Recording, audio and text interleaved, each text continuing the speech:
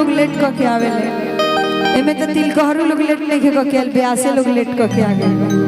लेकिन आज हाथना लगन रहे कि ट्रैफिक में लोग खेमनी चौक से लेके हिजवा तक जाम में फंसल।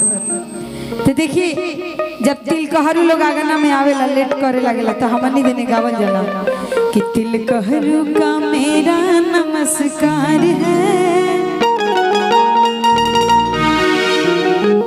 आंगन में उनका इंतजार है।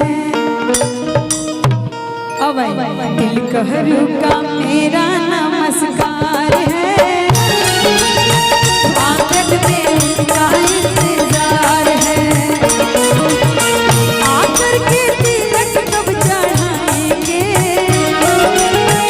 आकर के तिलक कब चढ़ाएंगे। सोना के सिकड़ी करार है, सोना का सिकड़ी करार है। आंगन में इंतजार है,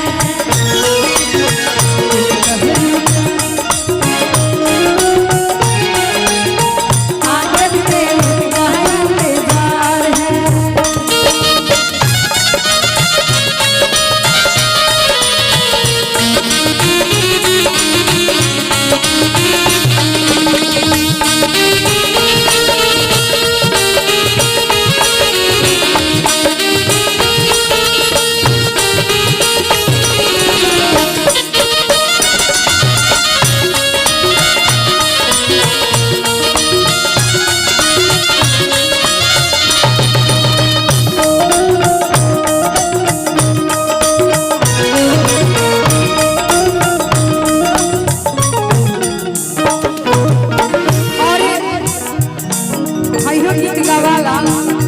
काहे कि हमने के लड़का पक्ष से बानी जा तो